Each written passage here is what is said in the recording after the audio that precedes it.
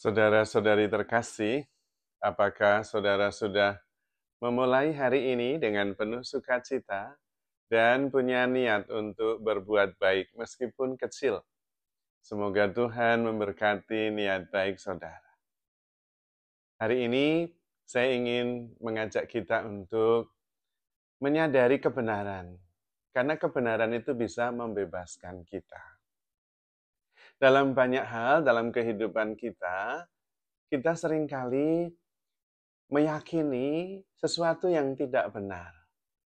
Dan karena meyakini sesuatu yang tidak benar, sengaja atau tidak sengaja, seringkali hidup kita menjadi susah karenanya.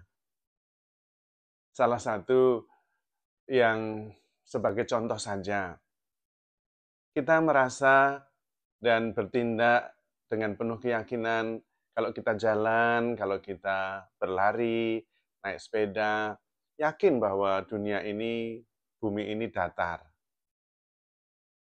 Yakin sekali. Unconsciously maupun consciously.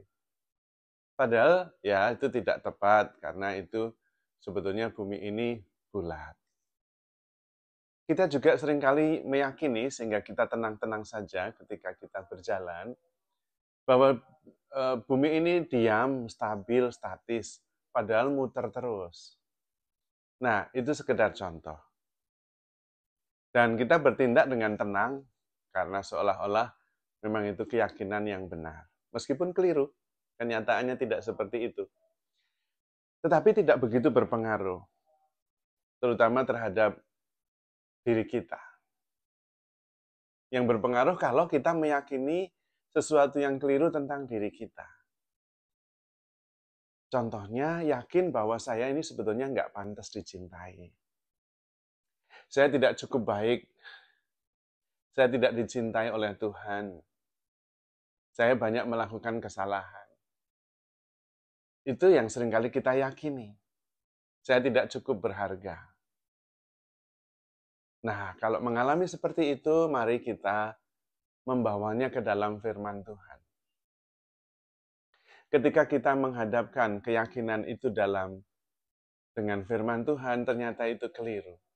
Seluruh firman Tuhan mengatakan bahwa kita begitu dikasihi oleh Tuhan. Apapun yang kita lakukan, cinta Tuhan tidak berubah. Tuhan adalah kasih, kasih ya kasih. Kasih itu tanpa batas. Kalau ada batasnya bukan kasih. Kasih itu tanpa syarat. Kalau ada syaratnya bukan kasih. Dan itu yang kita alami dari firman Tuhan. Maka kalau kita merasa, kemudian meyakini bahwa saya tidak sungguh dikasihi, tidak pantas dikasihi, coba hadapkan pada firman Tuhan. Pasti itu menjadi kepalsuan, bukan kebenaran. Dan ketika kita menghadapi kebenaran bahwa kita begitu dikasihi oleh Tuhan, itu bisa mengubah diri kita.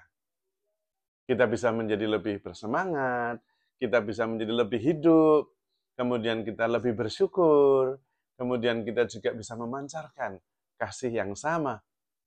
Tetapi kalau kita kemudian meyakini bahwa saya tidak cukup baik, meyakini bahwa saya tidak sungguh dicintai oleh Tuhan, maka yang keluar kemudian juga rasa khawatir, rasa tidak berarti. Dan kemudian hidup bersama menjadi lebih sulit. Karena pikiran kita juga kemudian terpengaruh oleh keyakinan palsu itu. Maka itu pentingnya kita merenungkan firman Tuhan dan menangkap secara keseluruhan seluruh kitab suci. Secara garis besar tentu, bukan sangat detail. Secara umum bahwa kita begitu dikasihi oleh Tuhan. Tidak masalah apa yang kita lakukan. Itu tidak mempengaruhi kasih Tuhan.